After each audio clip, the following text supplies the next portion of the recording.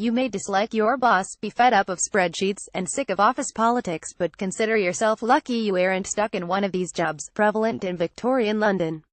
Ratcatcher Jack Black, Ratcatcher. Source: Henry Mayhew, London Labour and the London Poor, 1851. Rats were ubiquitous in Victorian London.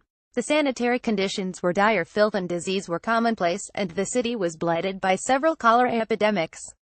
Rat catching was big business, and the rodents proved highly saleable, especially to publicans who operated rat pits where they would make rats and dogs fight. Rat catchers caught rats by hand, attracting them by rubbing a mixture of sweet-smelling oils on their hands and rummaging around in haystacks. Rats don't appreciate being manhandled by humans and they'd bite their captors, infecting many catchers. Rat catchers would make their own poisons and sell them at local markets. To demonstrate the efficiency of their poisons, they would retrieve a rat from a cage and kill the unfortunate rodent in front of the crowd. Chimney sweeps. Source: the National Cancer Institute. Children as young as 6 or 7 would be sent up chimneys to clean away this soot. They didn't often get paid, and received meager food for their efforts. The chimneys were very narrow and children would often get stuck in them. Children would also develop respiratory problems due to long-term exposure to soot, and would die as a result. Not as fun as Mary Poppins makes it look, really.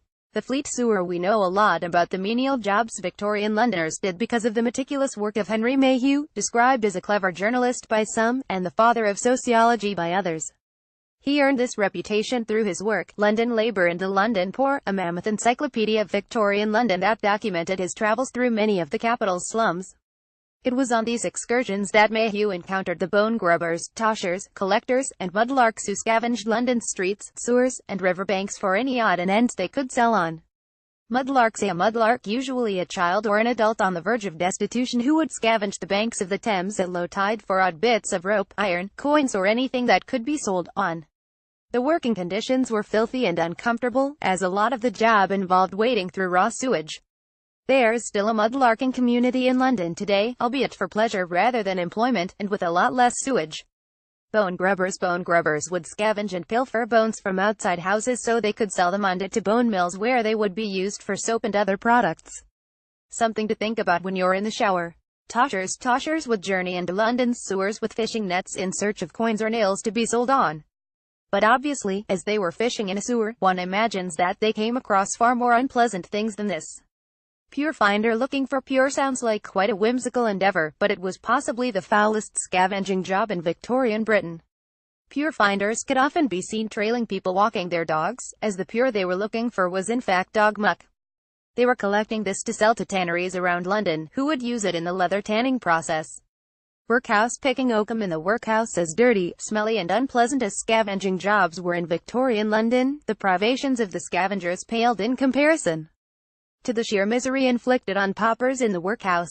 The working and living conditions inside 19th-century workhouses were deliberately austere, to put people off from going there in the first place. Only the very desperate ended up there. One of the most common jobs was stone breaking. Sounds easy enough, doesn't it? But consider having to swing a heavy sledgehammer onto hefty boulders until the pieces were small enough to fit through the narrow holes in a wire mesh fence, and you'd be doing this for up to 12 hours a day. If you weren't breaking your back when stone breaking, you'd be cutting your fingers to ribbons while picking oakum. This involved shredding old ropes from their strands down to the raw fibers of the hemp. Once you got down to the small fibers, separated them was a laborious process, and the strands would often dig into the picker's fingers.